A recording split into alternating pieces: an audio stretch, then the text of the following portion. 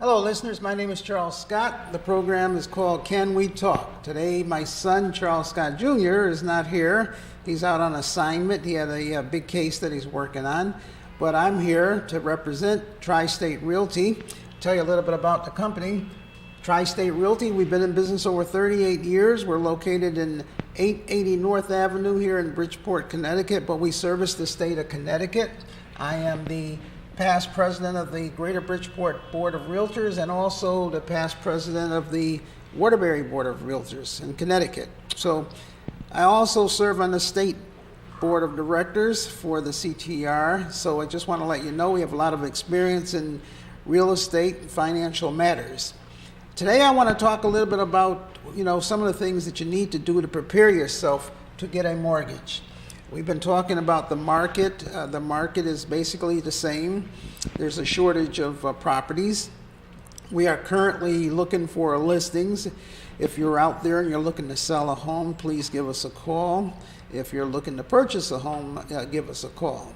You have both worlds right now where if you can get qualified for a mortgage, we are going to talk about that today. Some of the challenges and some of the things that you need to do to make it easier for you to get a mortgage. In order to qualify for a mortgage, there's basically two main things that you need.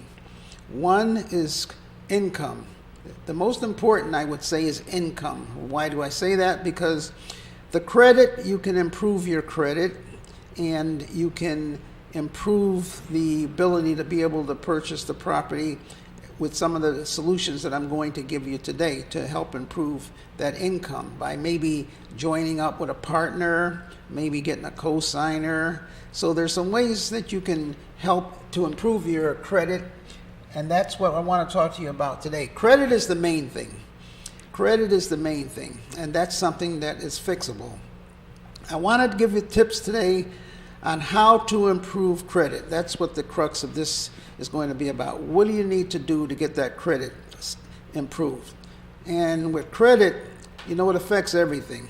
Credit affects your car insurance. Credit affects whether or not you get a cell phone. Credit affects whether or not you get an apartment. So how do you improve your credit? One of the things that you want to do, the first step in improving your credit, is get copies of your credit report. That's the very first step. How the mortgage companies look at it is that they take all 3 copies of your credit report. It's called like a tri-merge. All tri for all 3, and they merge it together. With the mortgage companies, they eliminate your number 1 credit, the top credit, and they eliminate the bottom credit, and they use what they call the middle score. Even though it's not the middle of the spectrum, it's what's left after you eliminate the top and the bottom. And that's called your FICO score. So if you're looking to purchase a property, you want to improve your credit score. Even if you have what you call a good credit score, you could have a 650. But the higher you go, the lower the interest rate that you qualify for. Also, the better program you qualify for.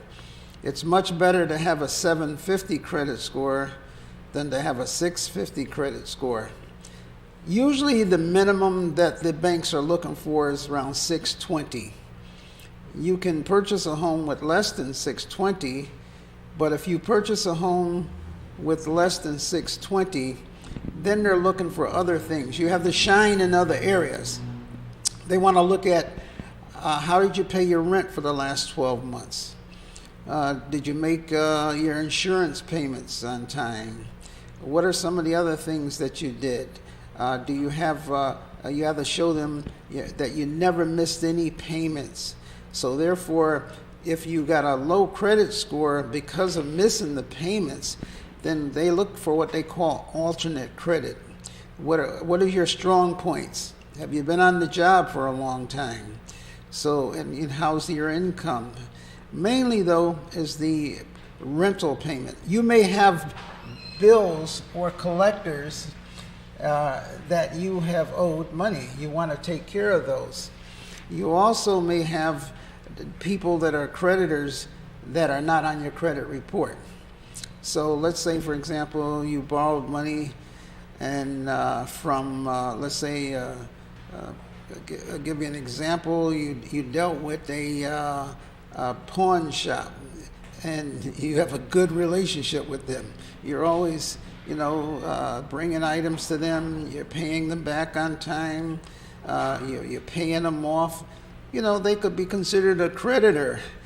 Now, as long as you're in good standings, that's not going to be on your credit report, but you can have vendors add items onto your credit report. If you paid your landlord on time for the last 2 or 3 years, he's not on your credit report. So you can have him write a letter, and for a fee, you can add that onto your credit report.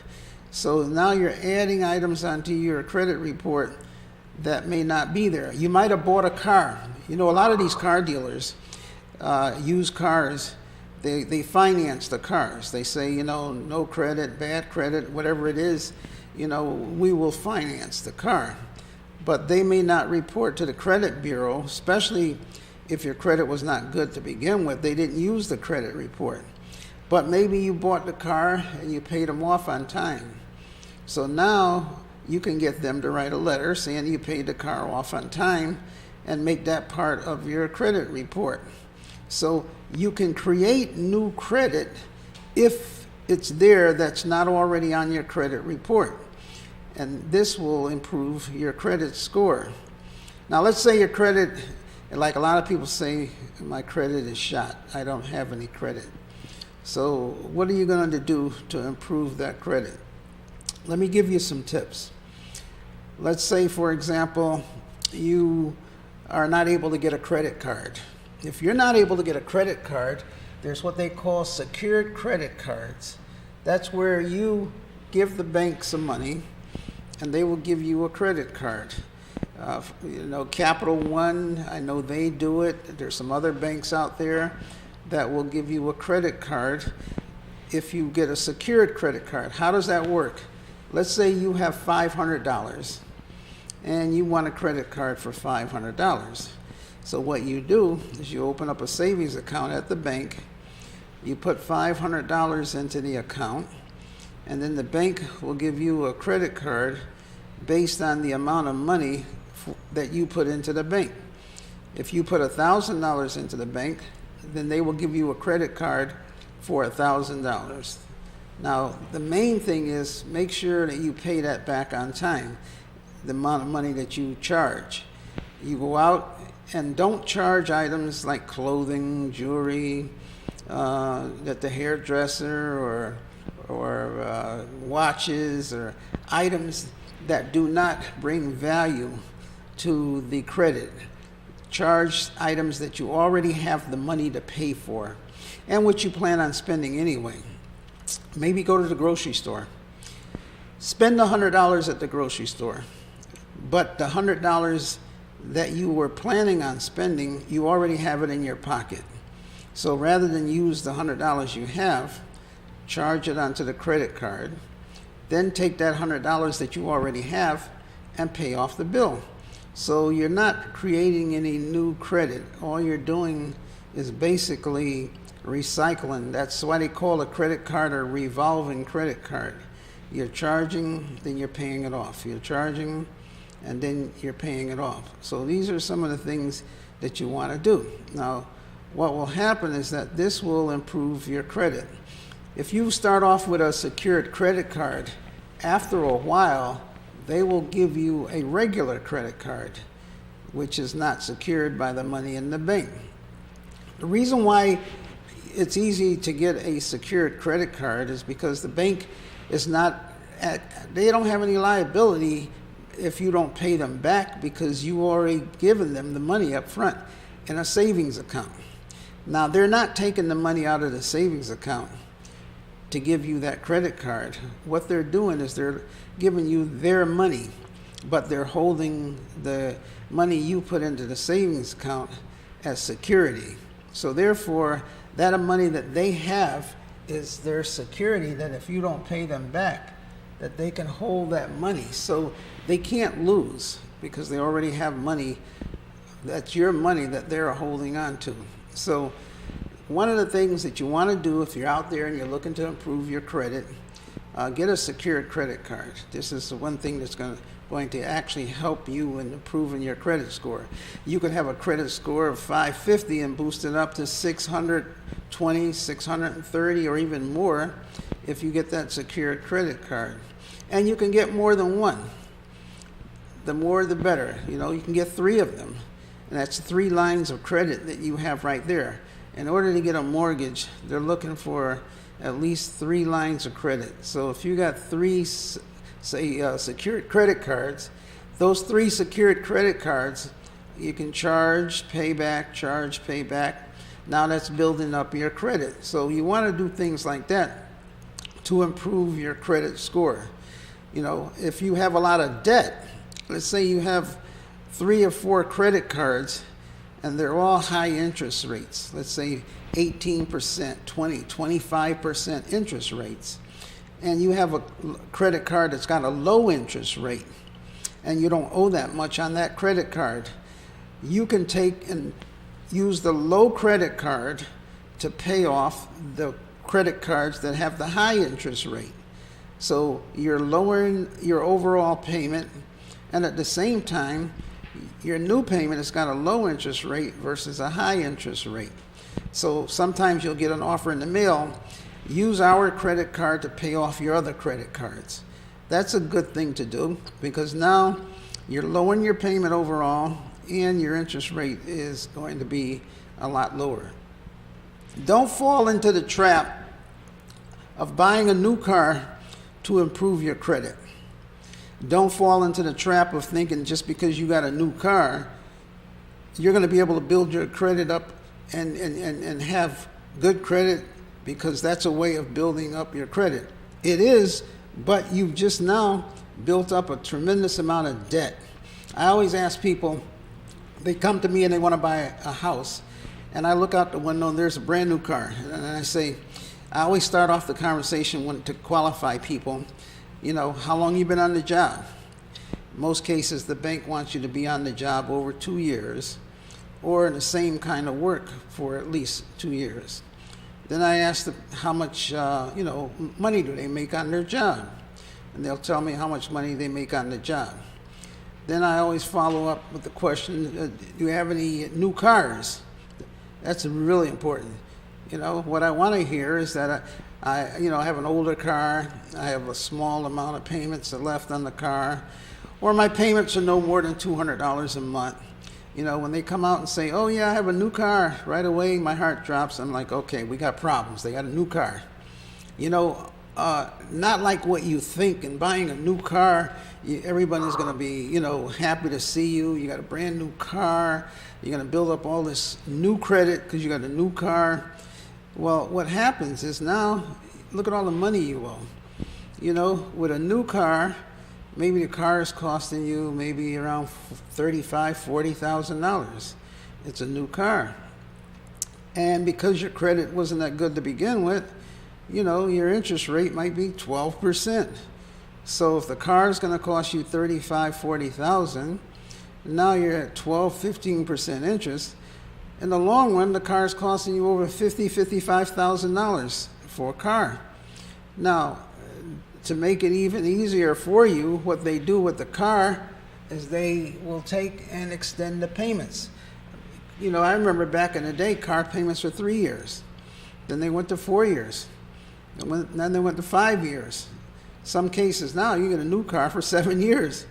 By the time you pay off the car, and if you go to sell it or trade it in, you spent $50,000. You're lucky if you get $5,000 or $6,000 for the car. So all those years, they say you buy a new car, you drive it off the lot. It's already, if you bring it back and sell it after you drive down the street, you've already lost $20,000.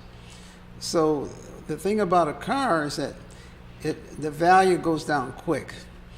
And if you're looking to buy a house, you don't want to have a new car of debt because let's look at the payment of a new car. If you're buying a new car, the payment's going to be somewhere around $600, $550, $600 in payments. Now, because you got a new car, now you got to get full coverage. collision, fire, theft, liability, towing, everything. All of the new coverages on the car. So maybe the older car you had, all you had to have is liability. You know, liability average a year costs you somewhere around $800 for the liability. You know, that's required by the state. In case you hit somebody else's car or if you damage their property, that's liability insurance. But now with a new car, you've got to get full coverage. Now the full coverage, instead of costing you $800 a year, can cost you $2,500. And if you got a bad driving record, a couple of tickets, it may be $3,000. So you could pay an average of $250, $300 for just the car insurance. So now you look at it this way. You've got a car payment of about $500, $600 a month. You've got car insurance, another $200, $250 a month. So now you're up to $800 a month. Now, guess what? You now have all of these coverages. You got all of this car payments that you got to pay for the car. And now you want to take it to the car wash all the time. You got to shine up a new car. Now you go get the plan at the car wash, $40 a month for free, not free, but for unlimited car washes. Or if it's worse, you get it washed every time it rains or something like that. You know, these are hidden charges. Now you can go anywhere from $40 to $100 a month just in car washes. You got to add that on there. Now guess what? Here comes the city. The city will say, well, you had a new car. So the new car is worth a lot more than the old car, so the taxes just went up. You might have had taxes of $200 a year on the older car. Now the taxes on the new car might be $1,500, $2,000 a year. So what you've just done is you've got a new car to ride around in, and you've got now an extra payment of $1,000 to $1,200 a month. There's your house. there's part of your house right there that you're riding around in. You know, might as well put a stove and refrigerator in there because that's your house. Because look at all the money that you're paying just to ride around in a new car. And you know, the excuse people always tell me, I needed something to get to work. Well, I mean, you don't need a new car to get to work. You know, buy yourself. If you're looking for a house, the house is the most important thing, not the car. So you got to be, you got to be concerned. You know what I mean, as to priorities. Some people have pets, and some of the pets, it amazes me. I don't have a pet, but I love pets, but they're very expensive and time-consuming. You know, a pet, you got to go to the, the vet. You got to groom them. You got the money, the shots, the this, the that, the time, walking them. You figure out all of that time and all of that effort. That's thousands and thousands of dollars per year. You know, what I'm saying is that all of these things are well and good, but the priority is food, clothing, and shelter. Those are the three things that people used to prioritize on in life: food, clothing, and shelter. You got to eat. You got to have clothes on your back, and you got to have a place to stay. So these are some of the things that you have to be concerned about in life. So when you buy that car, look at all of the expenses that come with the car. You know, I could give you all kinds of financial tips. You know, if you want a car, I used to go to the auction and buy cars. I have a friend of mine who's got a garage, and he's got a dealer's plate, and he can go to the auction, buy the car, and then he takes the cars and he puts them out on his used car lot. Well, if you got a friend of yours that goes to the auction, you know, now it's even easier. Most of the auctions now are online. You don't even have to go to the auction. You got a friend that's got a garage, he can show you all of the cars that are going to be bidded on. And, you know, you tell him, I'd like to get that car there. So when he goes to the auction, how it works is that, he registers at the auction, or either he goes online and registers, and he puts a bid in on that car. So you might get a car that's, worth about maybe $15,000, retail and on the lot. he might buy that car for $7,000, $8,000, because he's buying it wholesale and he's buying it under his garage. So now what he does is he puts an offer in. He might get the car for $5,000, who knows what. So you can get together the money that you would normally put down on a new car, give it to him, and you give him extra money, his commission for helping you out. Now you own a car. It's paid for. No payments, paid for.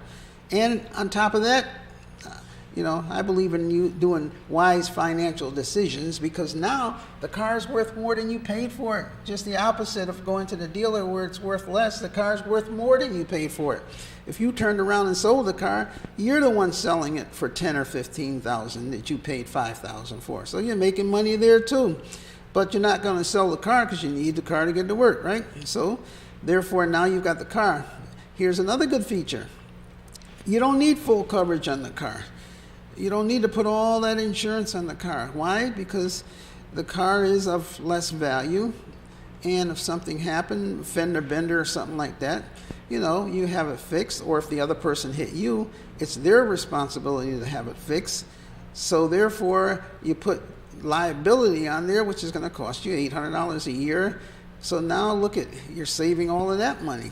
Now here comes the state. The state says, well, instead of the taxes being $2,000, $2,400 a year, your taxes are going to be $600 a year. You're saving money there.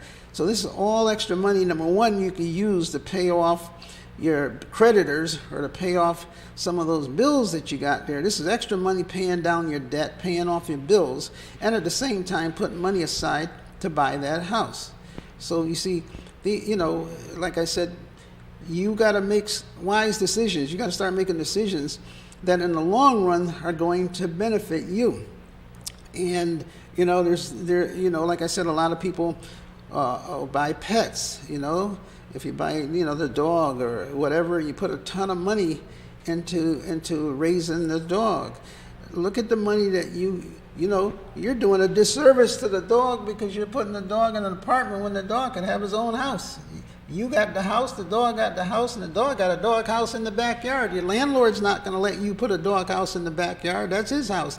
So if you really love pets, help out the pet. Give him his own house too. You got your own house, the pet got their own house. Everybody's living good.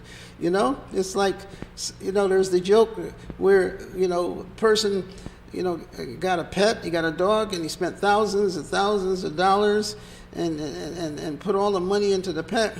And someone said, you're investing in the wrong roof. The wrong roof, meaning the roof of the dog instead of the roof of the house. So make sure you invest your money in the right roof. So these are some of the things that we talk about. These are some of the things in a kidding way, but it's reality. It's true. It all boils down to dollars and cents, and it all boils down to putting money in your pocket. In order for you to help other people, you got to start helping yourself. Instead of, spending that money going outside of your circle, keep some of that money right within your circle, within your family, within your sphere of influence. Because once that money goes out, now you're working harder. Some people, recently I saw a person, they bought a new car, and then they went out and got another job to help pay for the car.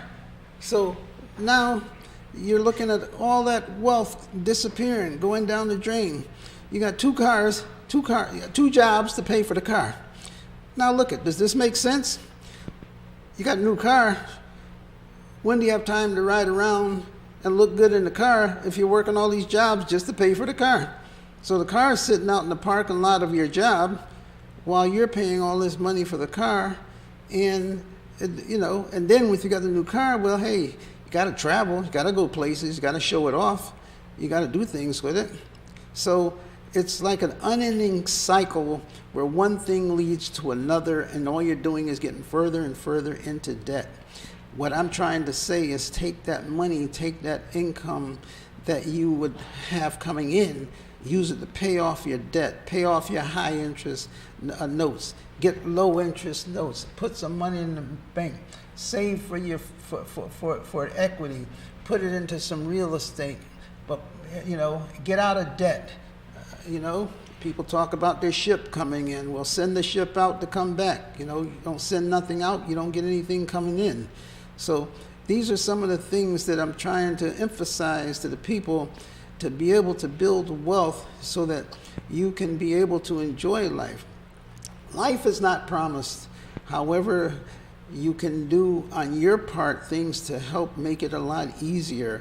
Don't do things to make it harder for yourself. And don't cheat your family or your loved ones. Maybe it's your wife, your girlfriend, your children, the dogs, the pets. You're cheating them out of the good life as well as you, when you can reverse things and start putting together some equity and building things for yourself. So, you know, all of this has to do, like I said, that we started off talking about the credit, ways of improving your credit, ways of making it easier for you to be able to deal with some of the jobs and also traumas of life. These things are going to happen. That's life. However, you have it within yourself and your own ability to improve your life and the life of those around you. So hopefully today I gave you some inspiration, food for thought, some things that, you know, it's hard, tough talk, but it's reality. And so therefore I want to say thanks for listening. Tell your friends about my program. And like I said, my son's not here today, but the program is called Can We Talk? We're on YouTube. Tri-State Realty was the sponsor. I'm the broker. Go online, tristaterealtyct.com. Look at our YouTube, look at our website, and until next week, God bless.